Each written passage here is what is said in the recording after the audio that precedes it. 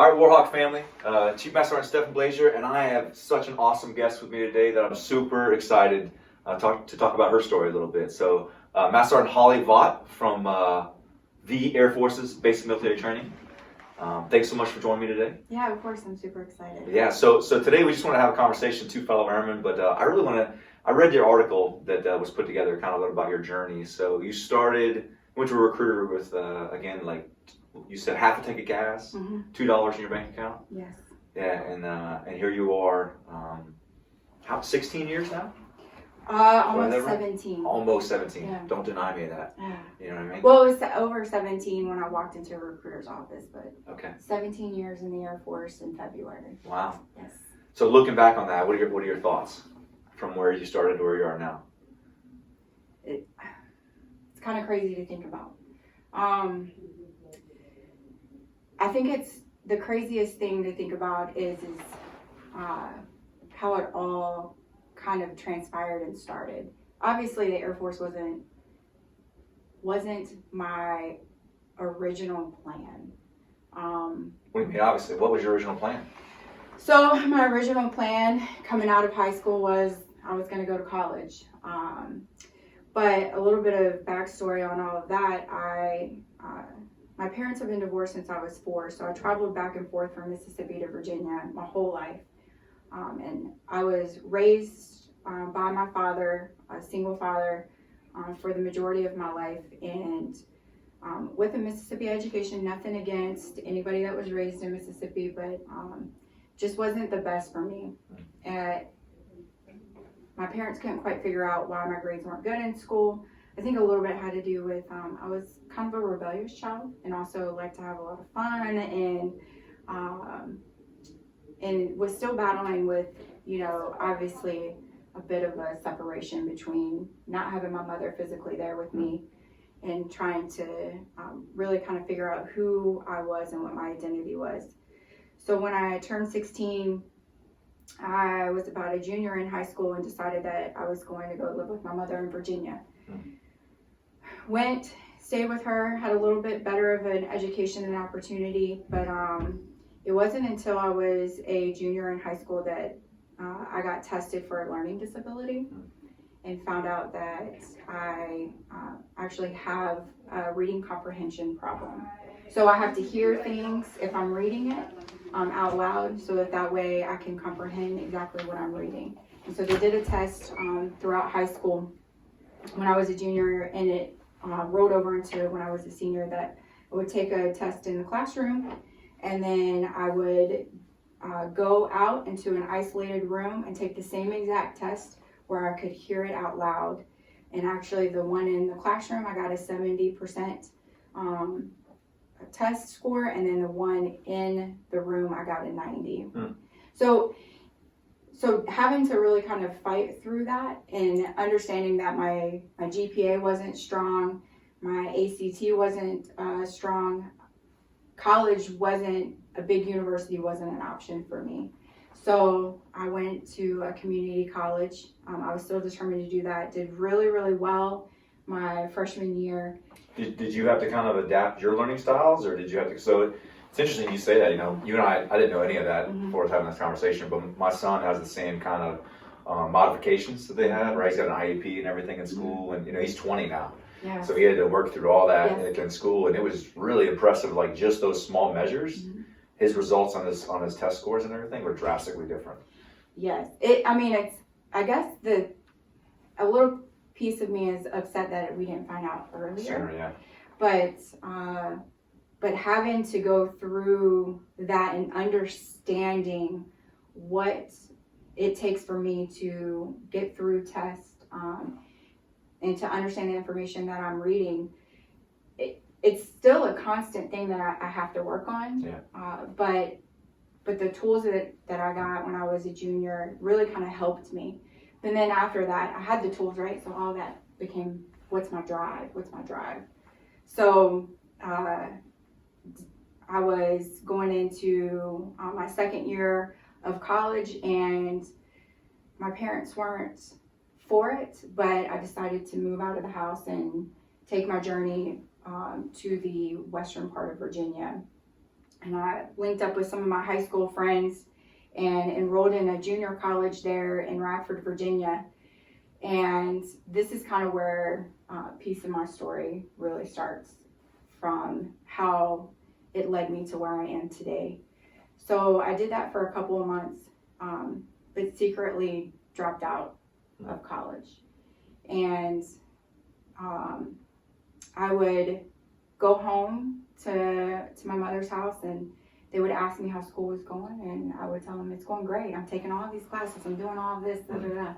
All the while That wasn't going on. I wasn't doing that. Yeah.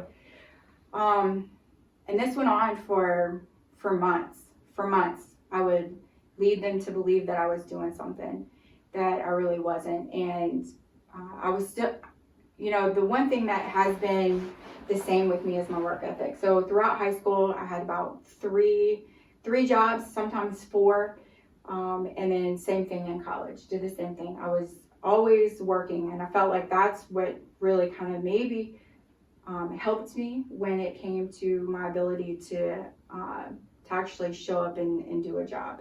But there were still things behind the scenes that I wasn't doing. So finally one day I get a phone call from my mother, and she says, and I laugh about it now because obviously, it's part of the story. It's something that we talk about often, and it's almost silly to think about, but she asked me how school was going, and I said, oh, it's going great. And she says, really? And I said, yes, ma'am.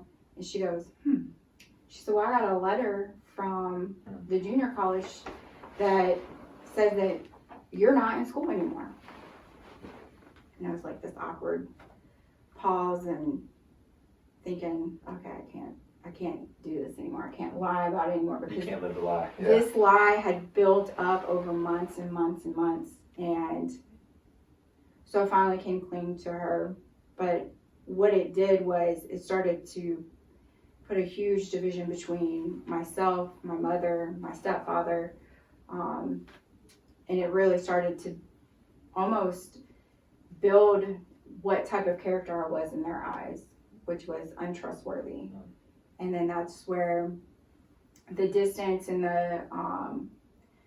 the lack of relationship that I had, forced upon my parents, started to really take a turn on who I started to become. So I wasn't allowed to really come home. So I continued to do what I did best, which was I worked and I partied really hard. And I was in a relationship with somebody that I'd been on and off again with the relationship since I was a junior in high school. And I ended up going and living with him about 3 hours away from my college apartment. So I neglected my roommates when it came to paying my rent, and decided that I was just going to make a life with him. And thinking through all of that, at the time, I was a 19, 20-year-old, just thinking that I knew everything about my life and how I wanted everything to go. And towards the end of that relationship, it was very toxic for both of us. I would like to think that I would like to blame him for a lot of things, but looking back on it now, we were both very toxic for each other. And I didn't have a job. I had put myself in a really bad situation to where my father was 10 hours away, but financially they couldn't support anything that I had going on. My mother was 3 hours away, but I wasn't sure how that was all gonna go if I picked up the phone and called her and asked for help. But when something was getting ready to get really bad, I literally grabbed all of my clothes that I had, everything that I had in that apartment, and threw it in the trunk of my car and hightailed out. And I went to a payphone. I scrounged up a couple of quarters, put it in, and I called my mom. And I'm an emotional mess talking to my mother. And I asked her if I could come home. But the problem is I would need her to meet me because we lived on the eastern shore of Virginia. And so if you've ever been to Virginia Beach, you know there's that long bridge that has two underground. Or Everybody knows about that bridge, especially if you're trying to make a flight. Everybody knows about that bridge. So, but I would need her to meet me on the other side of the bridge to give me toll money to get across the bridge. And she pretty much said, "You've built this path for you. You can't come home." She said, "You have a little sister. I don't want her around you. You're a bad influence. You need to figure your life out and you cannot come home." And that was probably the first time that I really felt like I didn't have anywhere to really go. I had $2 and a half a tank of gas, which in 2003, a half a tank of gas in a gas station and $2 can actually get you a little bit of distance. So I didn't have a cell phone either. My cell phone had been cut off because I hadn't been paying the bill. So I didn't really know where else to go but other than go back to my apartment in Radford, Virginia, and pray that my roommates hadn't changed the locks on me or hadn't started to rent out my room or anything like that. So I started the journey back to Radford. And if anybody's ever been on 81, Highway 81 in Virginia, it is very mountainous and hilly, and it's just a straight shot, so you have a lot of time to really process your life. You're thinking everything through. And I think that's probably, I don't remember even turning on my radio, and I was just thinking the entire way, what is my life right now? Like, what has it led to? Where am I at? And do I even deserve anything better than what I have right now? And I get about an hour outside of Radford, and I pull over to a gas station, put the last $2 in my tank, and I finish the drive out. And I remember pulling up to my apartment complex and just thinking and praying that there would be somebody on the other side of that door that would just be there with open arms. And I walk into the apartment complex and nobody's there. And I was like, oh crap. So it's naturally I'm still there with my thoughts. So I call my roommates, and I ask my roommate where she is. And she's like, why are you at the house? Why are you at the apartment? And so I tell her everything that happened, and she's like, oh. She's like, we're actually in Richmond, and we were going to get up with you to see how you were doing. And she goes, okay. She says, well, we won't be home, for another couple of days. She asked me, but, are you okay? And in that apartment complex, we had our different cabinets. Like, this was my cabinet, this was her cabinet, other roommate's cabinet. And she says, whatever you need, you can, whatever's in my cabinet, you can eat, just relax. We'll be home in a couple of days and we'll figure some stuff out. Was that like your go-to roommate, or did you guys already have a strong relationship? So we did. When I moved to Virginia, when I was a junior in high school, she was in my English class, and I can remember looking at her thinking like, why does she keep looking at me? Why does she keep looking at me? Well, the minute that she started talking, Stephanie's her name, the minute that she started talking to me, we just formed this relationship. And we talk about it all the time. She wasn't somebody that was in my high school clique, but we still had a really close friendship, even though we didn't ever hang out together outside of school.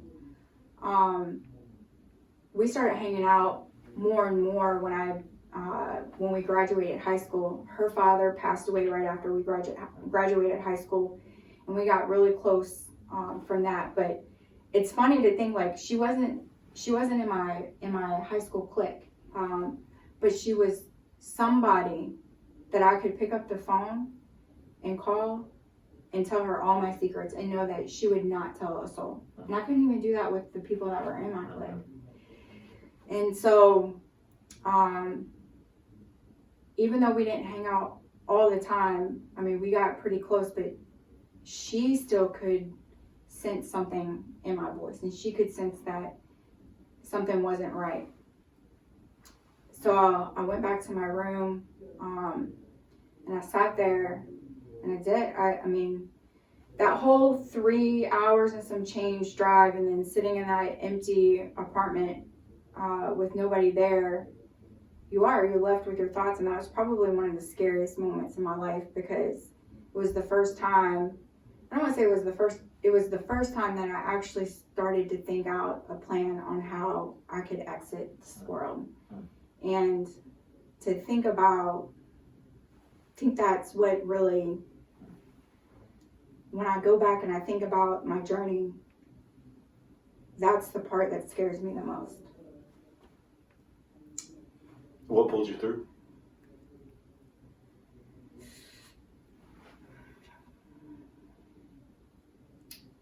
She called one of our friends that just happened to be there locally that summer, that was working, Ashley Dowdy, and about 30 minutes or so after I hung up the phone, and I'm thinking through, okay, this is what I could do to where it won't be that messy. This is what maybe I should do this so that way nobody has to come home and find me. And then I hear this loud beating on my door. And so I go and look through the peephole, and it's my friend Ashley. And I open up the door and I'm like, what are you doing here? She's like, Stephanie just called me. She goes, I left work early, and she still had on her waitress and apron. And she's standing in front of me, and she's like, what happened and what are you doing? And I broke down and told her that I didn't know what I was doing. I didn't know what direction I should go. I didn't know anything. I didn't know anything other than I didn't feel like I deserved to be alive. And that entire summer, she never left my side. We went everywhere together. We were inseparable. And she was somebody that I didn't hang out with in high school either, but she was somebody that was there in a time that I needed. So, So, I mean, you and I didn't know we were gonna have this conversation today, right? This is just coming out, and I just appreciate your willingness to share this. What's interesting is you're telling the stories about two of them, but that's what I see in you now as a leader, right? You show up for people, like in the toughest of times. Yeah. In a way, that's all that stuff, like that's your source code, and you could have just glazed over the story real fast and talked about how you come in the Air Force, but a lot of times we talk about, we even tell our new airmen, hey, you're an airman first, right? And I'm like, you're a human being first, right? Like, and what happens in your life, it always kind of defines you, and I had no idea, but now just seeing a fraction of that and knowing the leader you are today and what fuels you, and when I see you always looking around for not the shiny penny, not the, like you're always driven for things I just never knew. Okay, all right, yeah. So from there. Yeah, and I think that's, honestly, Chief, the first time I told my story was to a group of airmen, my first female flight that I pushed out of BMT.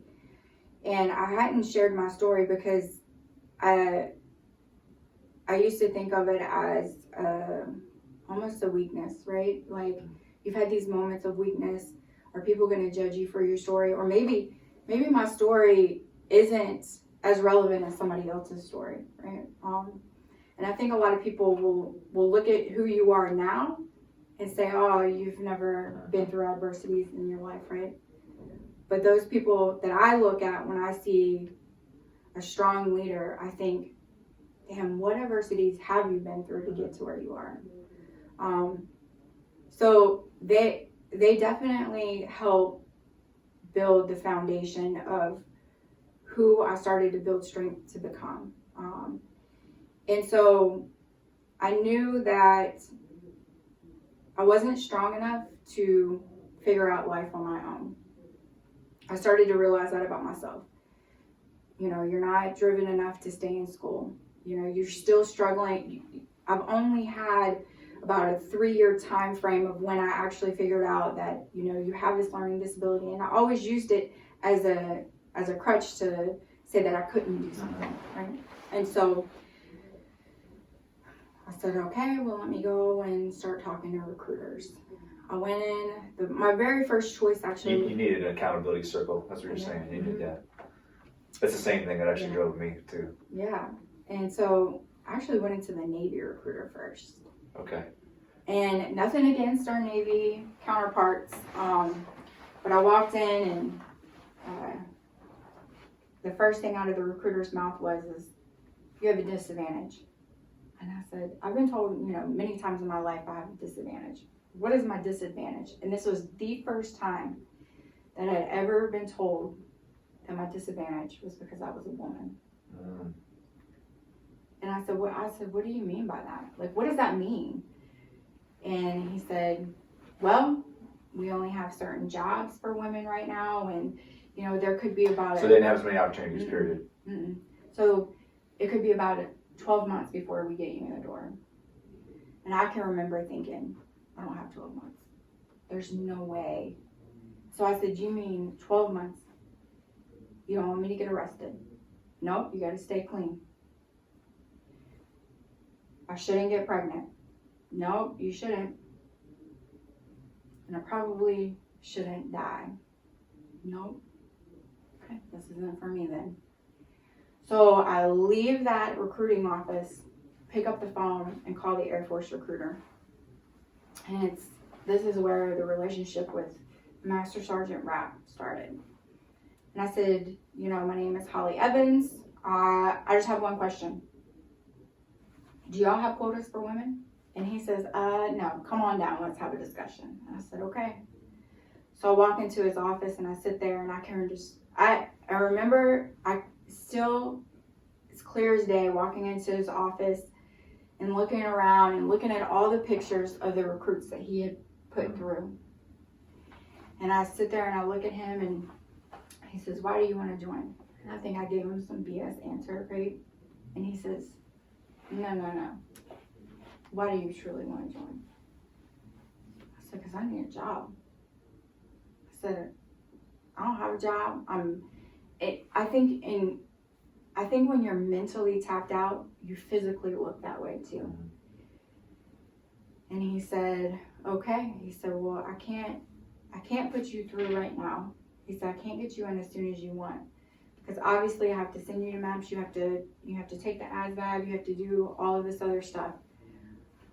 Because you wanted like tomorrow. I wanted then. I needed something because I knew that, you know, I didn't feel like I had much time. And so he wrote down on a piece of paper an address and a name. And he gave it to me. He says, show up tomorrow at this time and you have a job interview. I said, okay. And I looked down and it's this address and the name on the sheet says Betty Rapp. And I was like, are you related to her? And he's like, yeah, it's my mom. He says, you'll go have an interview with her tomorrow. So I pull up and it's this gas station, and attached to this gas station is a fried chicken place. And I walk in and I have an interview to fried chicken. And she gave me a job. Sweetest woman that I've ever met. And she gave me a job frying chicken. And weekly, my recruiter came in to check on me. By the way. But that was you needed. It wasn't just a bridge; it was the hope, right? It was. Mm-hmm. Wow. And this is how long was it from that to the time you came in? Then? So it was that whole summer, leading up until probably about August or September, that I worked there. So from that time, so I go. He sends me to MEPS. I take the ASVAB, and I don't score what I need to score on it. And I come back and I feel defeated. And we talk through some of my learning disabilities and how I don't understand how this test is, how it is, and it's on a computer, and I also, I've not ever been told that I'm ADHD or anything, but like I hear a ton of tapping and I'm just looking everywhere. Yeah. And so he says, don't worry about it. Here's some material, study up. He said, just keep doing what you're doing. He says, we'll get there. I said, okay. It's still weekly. He's coming in and he's checking on me. Then I get sent back to MEPS about a month later. Take the test again. Still don't pass it. And I come out and I feel more defeated than I did before. And I can remember still looking in his office as we're having these conversations and looking at all the names and how the pictures just keep growing and growing and growing on his wall. And I just think to myself, I'm never going to get on that wall. And he says, all right, Holly. He goes, you can take the ASVAB one more time, but let's do it on a piece of paper. You can go to a high school here. We can set it up and they can do a paper form for you.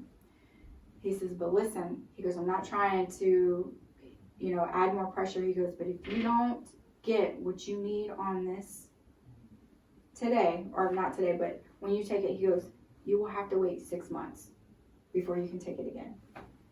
And I was just thinking, having all those thoughts in my head again about, there's a possibility that I'm going to fail at this too. So I'll go and I take the test and naturally have a little bit of test anxiety. A lot of pressure. Oh. Yeah. And I can remember I had knots in my stomach because at this point, you can remember clear as day right now. Yes, I mean, I can remember what the classroom looked like. I can remember what the high school looked like. I can remember so much, and thinking like, really and truly, what this has done for me is made me want this a little bit more. And I can remember walking out of the classroom and the lady that was overseeing the test, the proctor, she hands me my bubble sheet. And I look right next to her and my recruiter is standing there. And I was like, oh snap. Either this is really bad and he's here to like embrace me, or maybe he's paid her off. I don't know what he's done. But she hands me my bubble sheet and she grabs me by the shoulders and she's got this big smile on her face and she says, congratulations. Oh, man. And I look down and it is a 45, and that's what you need.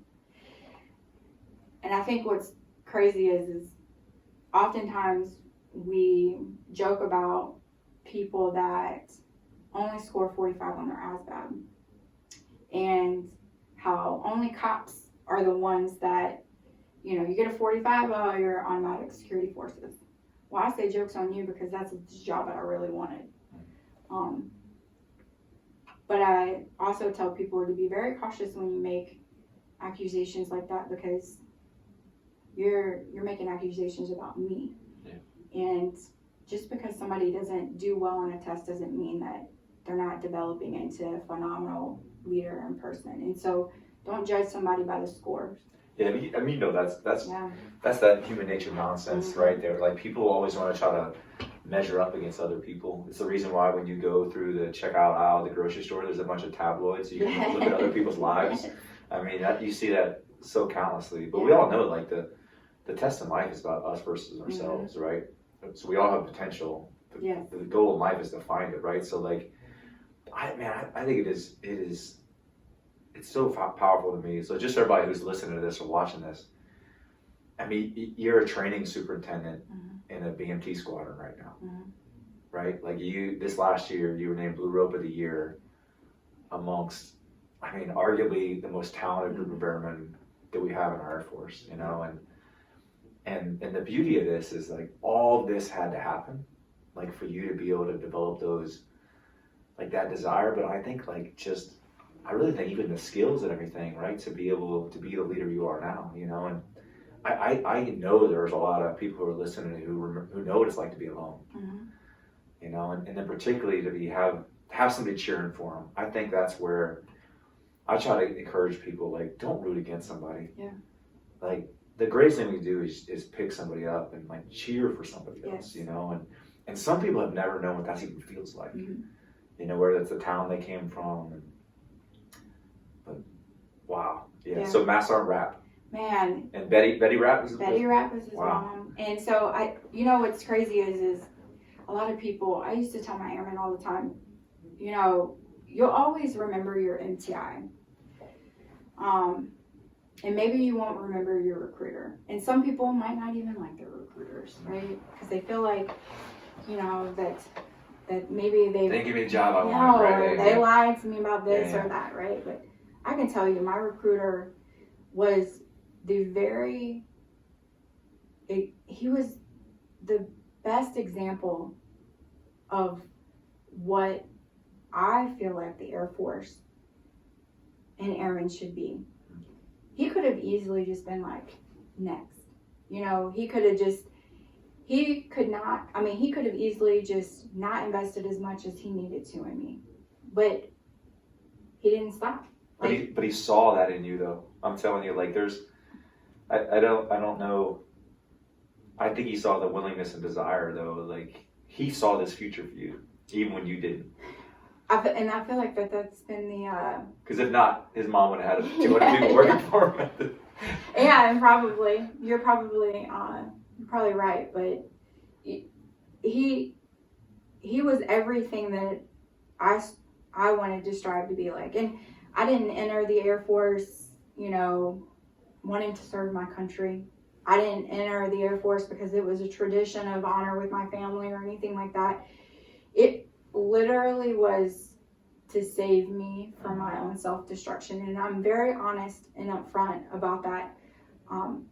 But the reason why I continue to serve is different than why I entered the Air Force. And it's people like Sergeant Rapp who showed me what human beings can be kind and invest. And he actually was probably one of the ones that I start to think about, was one of the first people that started to invest in my career. Like, you have these silent investors throughout your career. Silent investors. Silent investors. And I say silent investors because I think oftentimes we have people that say, let me mentor you, right? And then you don't feel as genuine because then they take credit for all of your successes, right? I know exactly what you're talking about. Yes. Like, I always try to like point out to people, like, it's not their choice, right? Like, the mentee actually is who assigns mentors. Yes. Yes. And I always kind of, and I get a lot of times it's just learned behavior. People see it, people do it, right? Like, oh, I'll mentor you. I'm like, well, it doesn't work like that, It's very ingenuine when you see that, and as the mentee, I mean, you see people who are truly invested in you or who only are invested in your successes.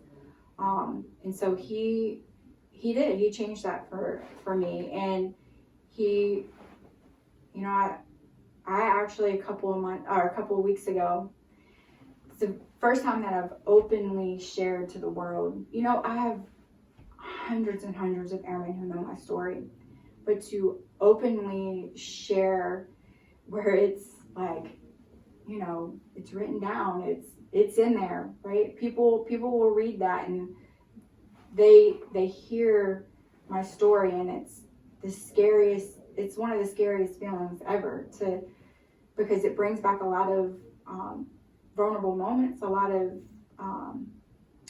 unspoken feelings, and that's scary for somebody. But the one thing that I always regretted was not going back and thanking my recruiter for what he had done for me. And I think it's important that you thank people for what even if it's a small task, it's important to thank people for what they've done for you. And I shared this story with Wing PA, and then I shared a piece of my story with Colonel Fellows. And you know Colonel Fellows very well. He's pretty remarkable human being himself. And I joke with him all the time and tell him that he's very impulsive in his things, right? But his heart is always in such a great place. And so I walked into his office. He asked me to come into his office after a staff meeting. And he goes, have a seat, sit down. And he picks up his phone and he's dialing a number. And in my head, I'm thinking, this is super rude. You asked me to come in here. Like, what are you doing right now? And I think I know where this is going. he says, hey, this is Metro. You got a moment? The other person on the other line says, sure. And then he hands me the phone, and I'm looking at him like he's crazy. Hello? Hello? Hello? Who am I speaking with? This is Master Sergeant Holly Vaught. I said, who am I speaking with? And he says, this is Master Sergeant retired Steve Rapp. Oh, man. And I just stopped. How long ago was this? This was a couple weeks ago. Wow. And I just kind of stopped. And Yeah, when was the last time you talked to him? when I left for BMT. No way. When I left for BMT. Man. And I said... So you read the story and then tracked him down? So, well, him and Miss Anita got together. Okay. And Miss Anita knew the chief that's over at the recruiting squadron, Yep. who was actually really good friends with Master Sergeant Rapp, and reached out to Master Sergeant Rapp and said, hey, there's a Master Sergeant here who you put her through the Air Force, and you have a huge hand in getting her to where she is today. And so I got emotional, and I said, you don't know me as Master Sergeant Vaught. I was like, you know me as Holly Evans. Actually he says, no, I know you as Holly Evans. And I said, yes, you know me as Holly Evans. And it was an emotional conversation because to be able to tell somebody that you, and that's what this year has been about. So before I was able to thank him, I reached out to my good friend Ashley Dowdy, and I let her know that, because this year has been all about reflecting, right? Like, you're reflecting on so much, and a lot of people see 2020 as like, can we hurry up and get it done? And yes, there's been some really hard times, but I think what it's done for me is it's allowed me to reflect on what's important. And so I reached out to her, and I needed to thank her for really, being the initial person that saved my life. And what I didn't know is she was battling the same thing. And so At the time, or like, wow. And so we kind of were, each other's, heroes in a sense, where they come in. But I let Sergeant Rapp know that, what he did for me, and knowing that he didn't have to do any of that, but it just meant so much to me, and being able to tell him that because of him, I contribute a lot to him. Because of him, I have my husband, my 2 amazing children, the career that I have, and the opportunities that I have. And the one thing that he always told us, all the recruits that were sitting there, take advantage of the Air Force, take advantage of everything that the Air Force gives. And I have taken advantage of everything that the Air Force has to offer. You want to go travel? Go travel. You want to see this?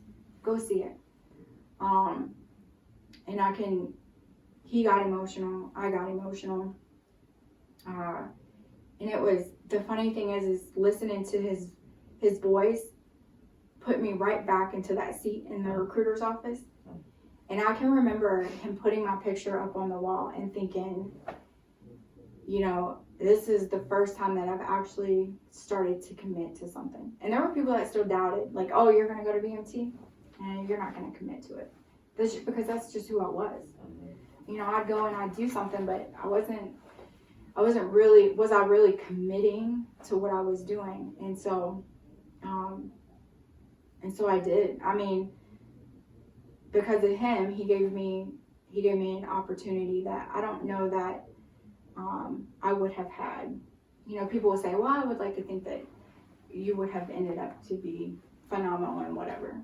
I don't. For me, I say no. That's probably not what was going to happen. But yeah, I mean, it's been an incredible journey, and I've had silent investors along the way that have been there to push me out of my comfort zone, and who know me better than I know myself. Mm-hmm. And I think that Sergeant Rapp started that. Coming to BMT was scary. It was, you have somebody yelling at you. I was very quiet. You look at the airman that I was then to the airman that I am now. I'm pretty vocal. I'm pretty comfortable with having uncomfortable conversations with people and giving those feedback. That's not who I was, though. I was very quiet. Very quiet. Does it help you communicate, motivate, connect with the trainees you see coming through now? Mm-hmm. Yeah. And because I don't think that, like, even though it's been, a set period of time, there's a lot of people I think have those same kind of doubts. Can I get through this? What have I done? Yes. And I think what was very important for me when I was on the line pushing flights was to get to know who my airmen are. And so I can't expect them to tell me why they're here if I can't tell them why I was here. And so at the end of the first week of training, I would always get them in the day room, and I would share my story. And I would tell them that, you probably think that I have it all together, that I come from, a background that, doesn't struggle, I haven't had adversities. But let me tell you about my struggles. And then I would encourage them to write down who they are, why they joined, what their goals are in BMT, and then what goals do they have in their career, and how can I help them get there.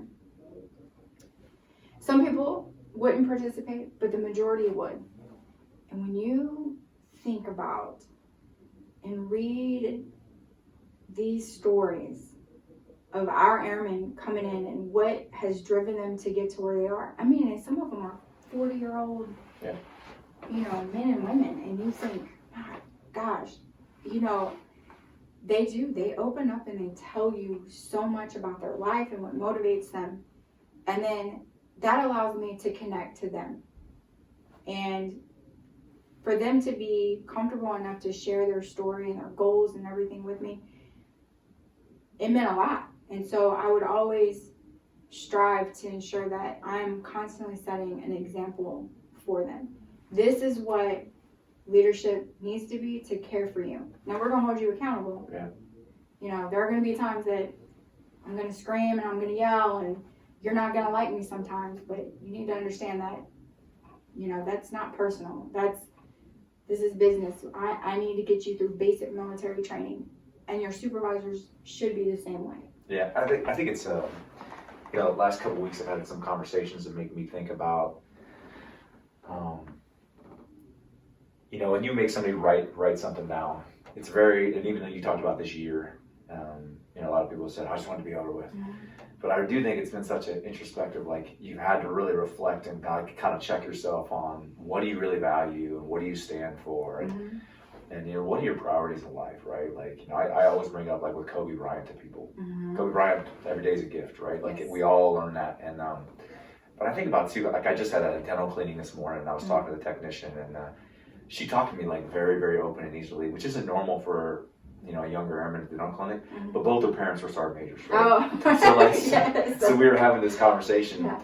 and she worked in dental prior to even coming in. I asked her what was the difference between dental prior to coming in and dental in the Air Force, and she said, what's really different is like people actually care about you. Like she's like, in the civilian world, it's about making that dollar. It's about production. It's about and she's like, sometimes we would actually shortcut procedures or just sell people stuff they didn't need because it's a business. Mm-hmm. She's like, here, it's about quality, and it's also about like my supervisors generally want to know me as a person. Yeah. Like what are my goals, and what she just looks at those two kind of things, and I think too about how even when we're talking about it's in basic training, but the core of getting to know a person is really, I think, that special thing that's in the military, that when we look around and we look at who are the people that made a difference to us, who are our best bosses, that we would say.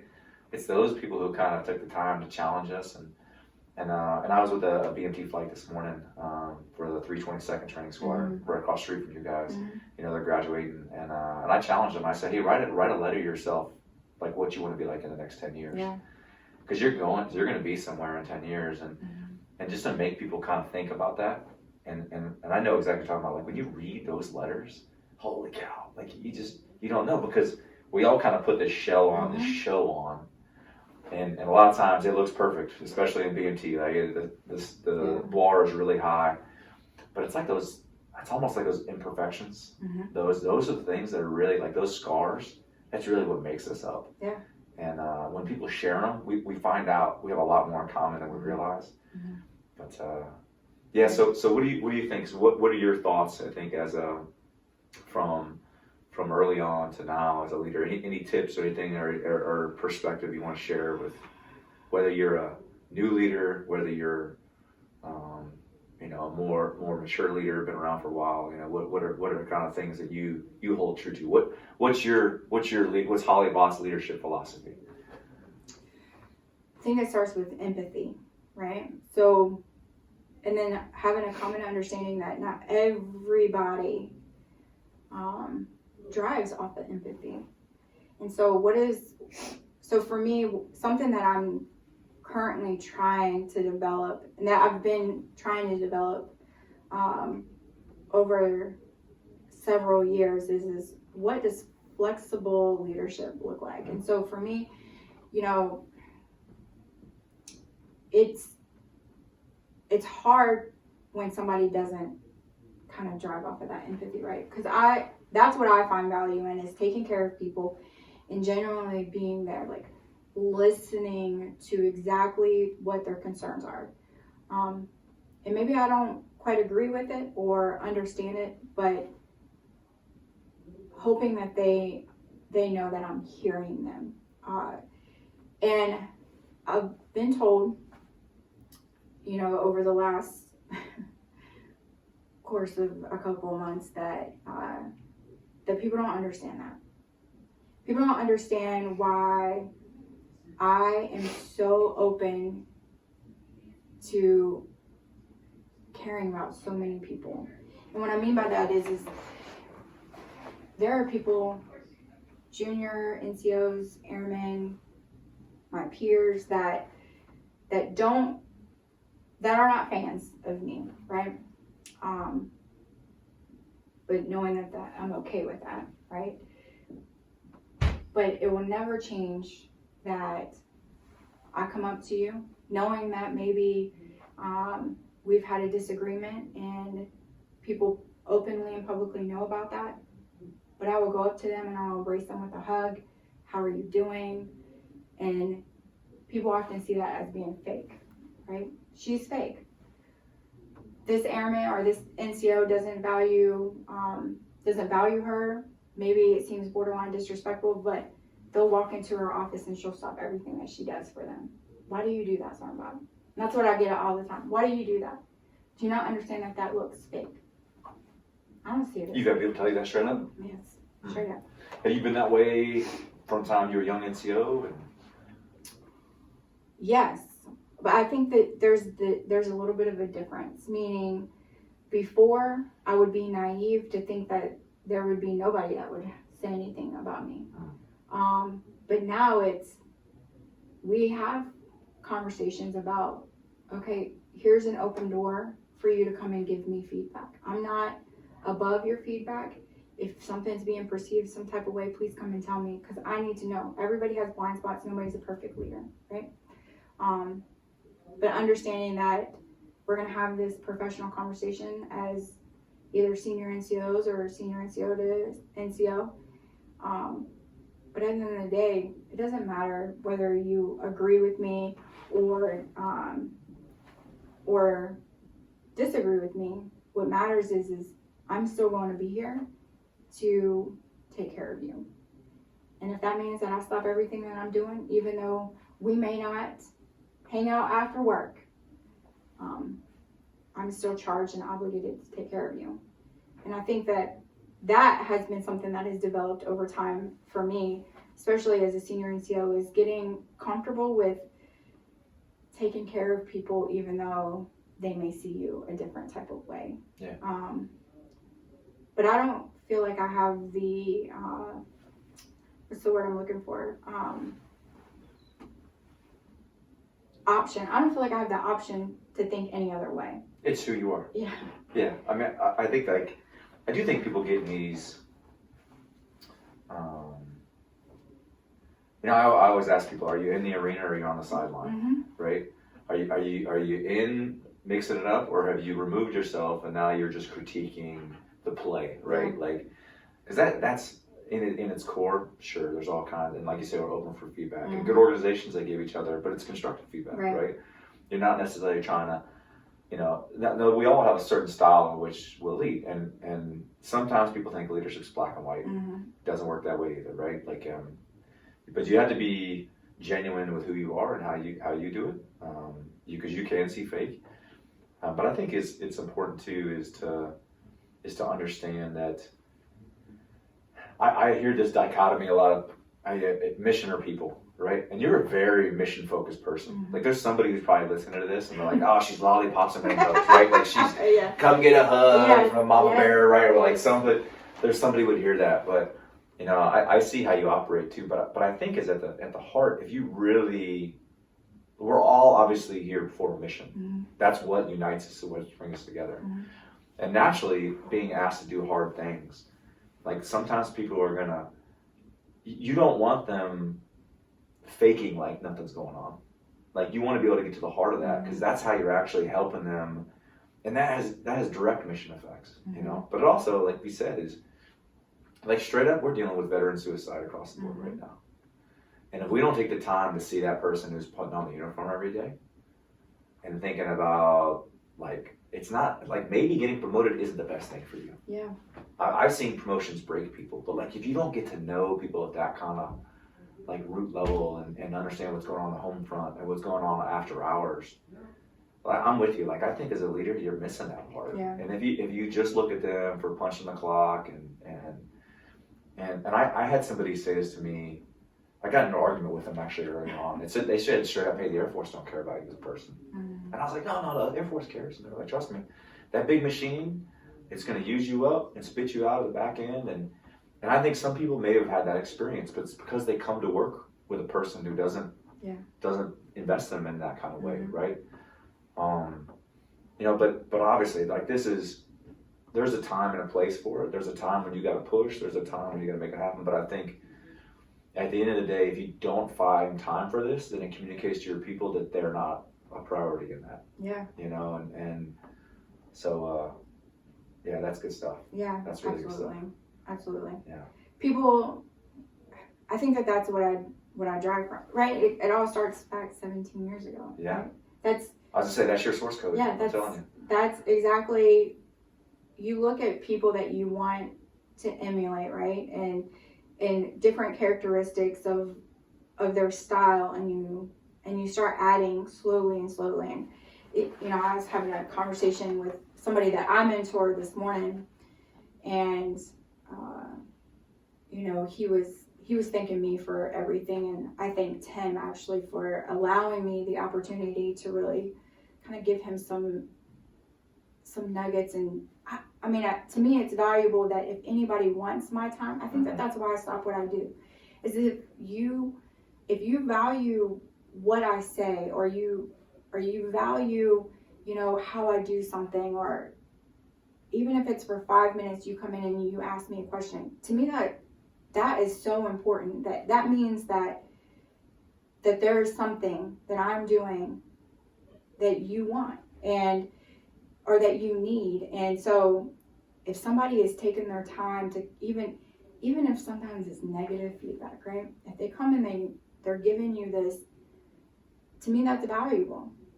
That's what's adding to me, because they're having enough courage, or they're wanting to better themselves, and I'm able to help with that. And so giving back to the Air Force for what they've given to me has been something that has driven me. It makes my husband kind of crazy, because, you know, he feels like that sometimes I'm very consumed with other people, right? And so that balance sometimes isn't always there when it comes to family and work. And he and I kind of argue about this a lot, but I think what I value out of my husband is that he gives me that free space to do that. And he's known that since, I mean, we've been married 15 years next week. Wow. So, Wow. but, you know. You guys made first base?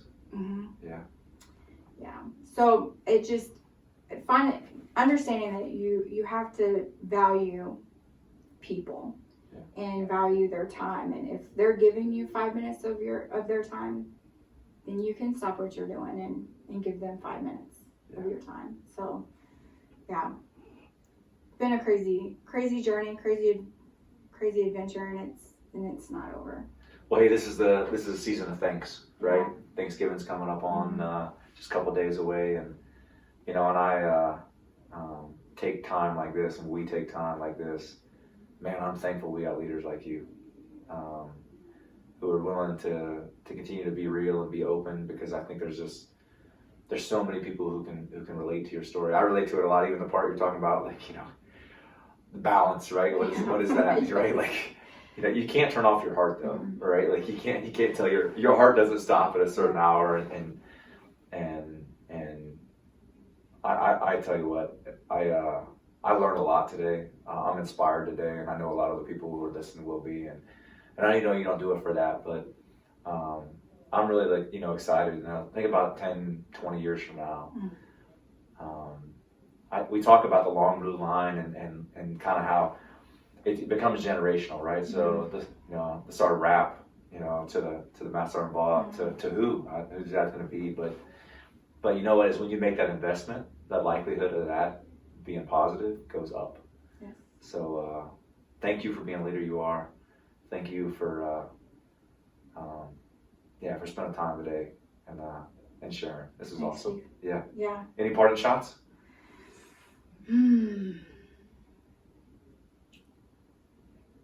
If I could probably say one thing, don't miss out on an opportunity to say thank you. And so, thanks, Chief, for giving me this opportunity to share my story. I'm still becoming comfortable with sharing who I am and who I've become and where it all started. And it's definitely not comfortable. So if I could say anything to anyone is it's okay to be uncomfortable. It's okay to be uncomfortable, to whether it's a new position, whether it's sharing your story, because you never know who it's going to reach out to. You never know whose life you are going to change. And just continue to be a genuine, authentic person to who you are, no matter what that looks like, because we are who we are. And I think that that's what makes us such an incredible force, because every single one of us has something different to add to the fight. And together, man, we're a strong machine. Yep. I like how you said it's together, though. Yes. It is together. Yeah. Yes. We're not individuals in this. Not one person can win the fight. Love it. Yeah. Love it. Thanks, Chief. Hey, thanks again for today. Yeah. It's funny, the quote I shared this morning was, great things never came from our comfort zones. So I think that's pretty fitting. Yes, sir. Yeah. Awesome. Thanks, Well, team, thanks so much for tuning in, spending the time. Sorry, Bob. Thanks for leadership again. Thanks, Chief. Happy Thanksgiving, everybody.